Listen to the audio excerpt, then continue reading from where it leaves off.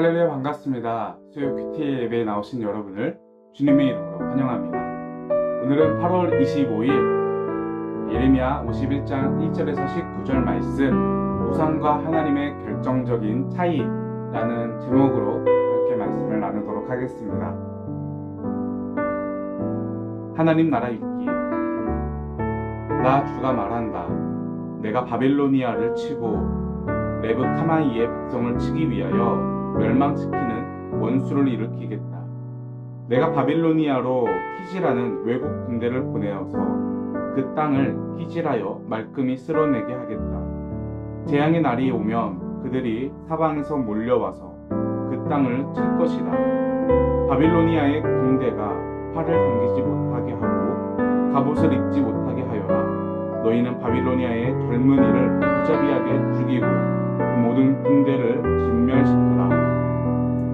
바빌로니아 사람들이 자기들의 땅에서 칼에 쓰러져 죽고 자기들이 사는 거리에서 상에 찔려 죽을 것이다. 비록 이스라엘과 유다가 이스라엘의 거룩하신 분을 거역해서 그들의 땅에 죄가 가득 찼으나 자기들의 하나님 만군의 주에게 버림받은 것이 아니다.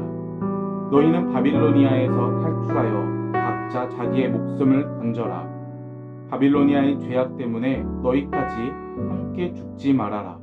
이제 주님께서 바빌로니아를 그가 받아야 마땅한 대로 보복하실 때가 되었다. 바빌로니아는 주님의 손에 들린 금잔이었다. 거기에 담긴 포도주가 온 세상을 취하게 하였다. 세계 만민이 그 포도주를 마시고 미쳐버렸다. 바빌로니아가 갑자기 쓰러져서 망하였다. 그를 애도하고 통곡하여라. 혹시 그가 낫지 않는지 유향을 가져다가 그 상처에 발라보아라. 우리가 바빌로니아를 치료하려고 하였으나 낫지 않으니 이제는 바빌로니아를 내버려 두고 각자 고향 땅으로 돌아가자. 바빌로니아의 재앙이 하늘에까지 닿았고 상공에까지 미쳤다. 주님께서 우리의 의로움을 밝혀주셨으니 어서 시온으로 가서 주 우리의 하나님께서 하신 일을 선포하자.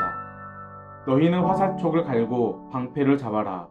주님께서 메대 왕의 마음을 움직이셔서 바빌로니아를 멸하기로 뜻을 세우셨다. 이것은 주님께서 주님의 성전을 무너뜨린 자들에게 하시는 복수다. 너희는 바빌론 고성의 성벽을 마주보며 공격 신호의 깃발을 올려라. 경계를 강화하여라. 보초를 세워라. 복병을 매복시켜라. 주님께서는 바빌로니아 백성에게 하기로 계획하신 것을 말씀하신 그대로 이루실 것이다. 큰 물가에 사는 보물이 많은 가진 자야, 너의 종말이 다가왔다. 너의 목숨이 끊어질 때가 되었다. 만군의 주님께서 그의 삶을 두고 맹세하였다. 내가 메뚜기 때처럼 많은 군대로 너를 공격하게 할 것이니 그들이 너를 이겨 승리의 환호를 할 것이다. 권능으로 땅을 만드시고 지혜로 땅덩어리를 고정시키시고 명철로 하늘을 펼치신 분은 주님이시다. 주님께서 호령하시면 하늘에서 물이 출렁이고 땅끝에서 먹구름이 올라온다. 주님은 번개를 일으켜 비를 내리시며 바람 창구에서 바람을 내보내신다. 사람은 누구나 어리석고 무식하다. 금속을 부어서 만든 신상들은 거짓이요 그것들 속에 생명이 없으니 은장이들은 자기들이 만든 신상 때문에 모두 수치를 당하고야 만다. 금속을 부어서 만든 신상들은 속임수요 그것들 속에는 생명이 없으니 그것들은 허황된 것이요 조롱거리에 지나지 않아서 벌 받을 때에는 모두 멸망할 수밖에 없다. 그러나 야곱의 분깃이신 주님은 그런 것들과는 전혀 다르시다. 그분은 만물의 조성자이시요 이스라엘을 당신의 소유로 만드신 분이시다. 그분의 이름은 만군의 주이시다. 아멘. 하나님 나라 묵상함. 성경 속의 하나님 나라. 원래 하나님께서 당신의 뜻을 이루기 위해 택하신 도구는 이스라엘이었습니다. 하지만 이스라엘은 실패해서 또 다른 도구인 바빌로니아에게 멸망당했습니다. 하지만 이 도구의 성격은 완전히 달랐습니다. 바빌로니아는 그 과정을 통해 자신들의 죄악을 만천하에 노출하며 그들 역시 진노의 잔을 받게 되었습니다. 하지만 이스라엘은 계속 하나님께 기억되고 있었고 바빌로니아가 멸망당할 때 속히 나와서 돌아가라는 말씀을 들었습니다. 이 차이는 두 민족이 각각 관계 맺고 있는 신의 사이에서 옵니다. 이스라엘을 부르신 하나님은 천지를 지으시고 다스리시는 분이십니다. 백성들은 그분을 섬기기를 실패해도 적극적으로 대응하시며 새로운 관계를 일으키실 능력을 가진 분입니다. 하지만 바빌로니아가 숭배하는 신은 그들 스스로 만들어낸 헛것입니다. 그러니 바빌로니아가 실패하면 그 신은 아무런 도움도 줄 수 없습니다. 우상 숭배가 수치스러운 이유입니다. 우리 함께 말씀 은혜를 나누도록 하겠습니다. 다시 한번 우리 인사하도록 하겠습니다. 수요 큐티 나오신 여러분을 주님의 이름으로 환영합니다. 오늘 하루도 잘 이겨내신 여러분의 가정 위에 하나님의 위로와 평안이 있기를 소망합니다. 우리의 삶은 때때로 하나님께 의문을 가질 때가 있습니다. 특히나 악한 이들이 잘 되거나 부정직한 사람들이 더 성공할 때 우리들의 마음은 참 어려운 것 같습니다. 그럴 때 우리들이 더욱 힘든 것은 그들과 손을 잡거나 그들의 비호를 받아야 되는 상황이 찾아올 때입니다. 악하고 부정한 사람들, 부정직한 사람들을 보면서 그들과 손을 잡아야 하는 어쩔 수 없는 그러한 상황이 주어졌을 때 우리들 스스로 신앙의 가책을 느끼기도 합니다. 오늘 본문에 나오는 이스라엘 백성들이 그러했었던 것 같습니다. 하나님께서 예레미야를 통해서 계속해서 반복적으로 주신 말씀은 바벨론의 통치를 받으라 라는 하나님의 말씀이었습니다. 그렇다면 바벨론이 하나님의 뜻대로 살아가는 선한 나라였을까요? 하나님의 뜻으로 잘 통치하는 나라였기 때문에 하나님께서 바벨론의 통치를 받으라 라고 하셨던 것이었을까요? 바벨론은 여호와 하나님을 믿지 않는 나라였습니다. 우상신을 섬기고 있었고 폭력적인 나라였습니다. 다른 나라를 압박하고 압제하면서 그들을 식민지로 만들어버리는 폭력적인 무자비한 나라였습니다. 하나님의 뜻이 바벨론이라는 나라에 담겨져 있다라고 보기에는 굉장히 무리가 있어 보입니다.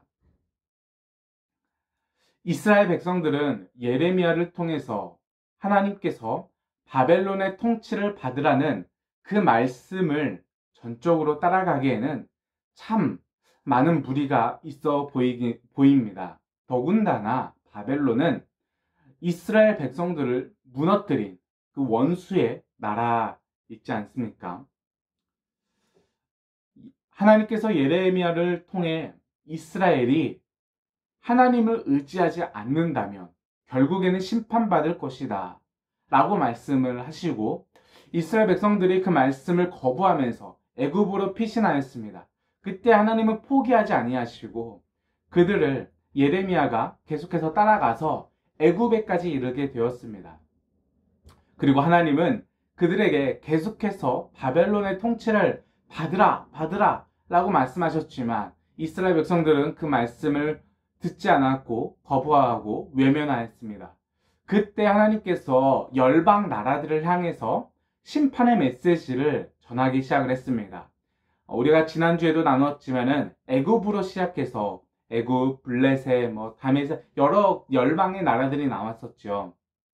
그리고 그 열방 심판의 마지막에 오늘의 본문 말씀인 바벨론의 심판 메시지가 나오게 되었습니다.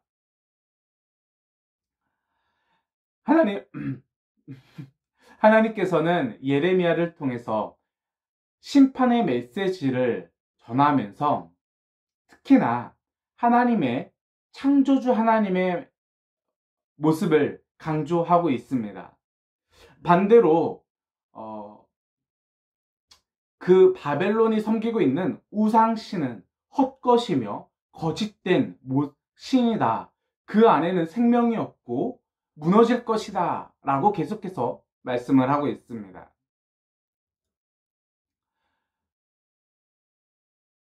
하나님께서 예레미야를 통해서 이제 열방 심판을 하실 때 어디부터 시작을 했습니까? 애굽으로부터 시작했지 않습니까? 우리가 지난번에 애굽 심판의 말씀을 다시 한번 기억을 해보자면은 이런 말씀이 있었습니다. 하나님께서 예레미야를 통해서 애굽을 심판을 하실 때 하나님이 애굽의 신을 무너뜨릴 것이다.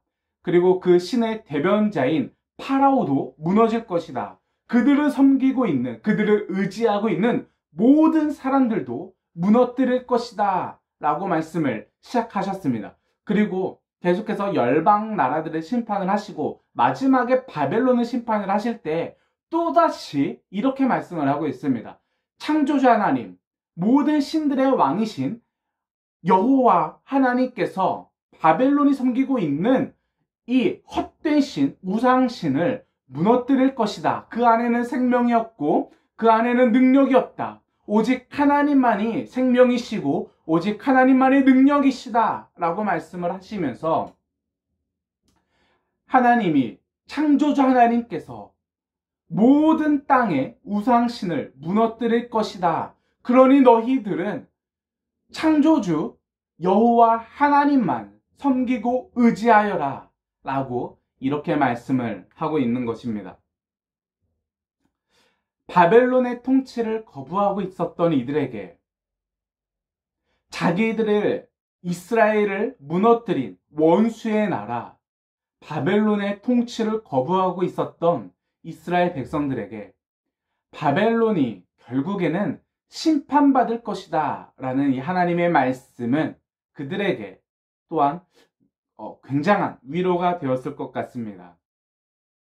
바벨론의 심판의 메시지는 결국에는 하나님께서 승리하신다라는, 하나님의 정의는 살아있다라는 그 말씀은 이스라엘 백성들에게 큰 위로가 되었을 것입니다. 조금만 견뎌내면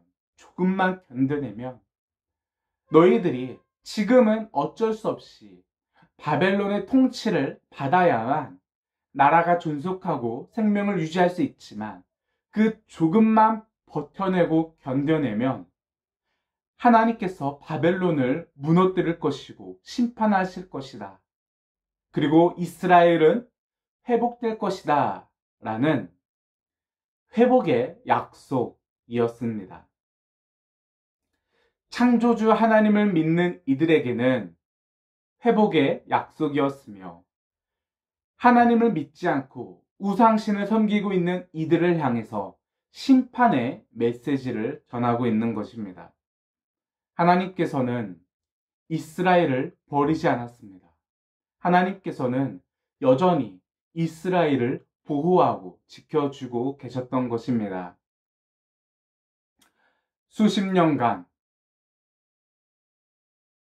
외국의 강대국들에게 압박을 당하고 괴롭힘을 당하고 결국에는 나라가 무너지는 이 처참한 광경 속에서 하나님은 도대체 어디에 계시는가? 하나님은 우리를 버린 것이 아니한가? 과연 하나님의 정의는 무엇인가? 의문을 가지고 되묻고 있었던 이스라엘 백성들을 향해서 창조주 하나님이 열방의 신들을 무너뜨리고 하나님의 정의를 세우실 것이다 라는 이 심판의 메시지는 이스라엘 백성들을 향해서 우리 하나님이야.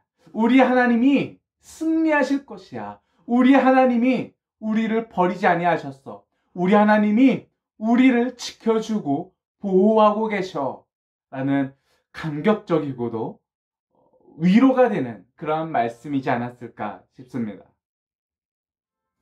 막막하고 어디로 갈지 몰라 헤매고 방황하고 있었던 이스라엘 백성들, 낙담하고 좌절하고 미래에 대한 희망과 소망이 없었던 이스라엘 백성들에게 애굽으로부터 시작되어 모든 열방 나라에 그 우상신들을 무너뜨리고 그 나라들에게 심판이 있을 것이다 라고 말씀하신 하나님의 심판의 메시지는 그들에게 큰 소망과 희망 그리고 위로와 격려가 되었습니다. 하나님께서는 너희의 하나님, 나 여호와 하나님이, 창조주 하나님이 너희를 지켜주고 있다 라는 그러한 말씀이 되어주고 있습니다. 하나님은 언제나 우리와 함께 하십니다. 할렐루야, 아멘이십니까? 하나님은 언제나 우리를 지켜주시고 보호하고 계십니다.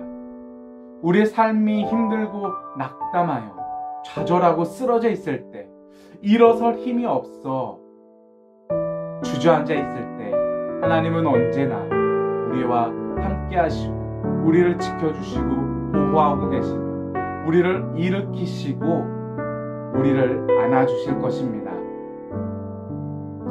오늘 하루도 힘겨운 삶을 잘 버텨내고 이겨내신 여러분들의 가정에 하나님의 위로와 하나님의 평안이 있기를 소망합니다. 여러분들의 삶에 하나님의 샬롬이 있기를 소망합니다. 네, 이것으로 오늘 하루 수요 큐티 예배 말씀의 은혜를 마치도록 하겠습니다. 네, 이제 어느덧 8월이 다 지나고 이제 9월이 이제 코앞으로 다가왔죠. 그리고 무더위가 정말로 다 꺾인 것 같습니다. 이제 또 밤이 되면은 선선하고 또 한편으로는 쌀쌀한 비까지 한 것 같습니다. 여러분들 이렇게 환절기로 넘어가는 이 기간 가운데 건강 관리 조심하시고 또 항상 즐겁고 행복한 하루하루 보내시기를 바랍니다. 네, 그러면은 저는 수요 큐티의 말씀은 다음 주 9월부터는 이제 여호수아 말씀으로 시작이 되는데요. 그때 뵙도록 하겠습니다. 다음 주에 뵙겠습니다.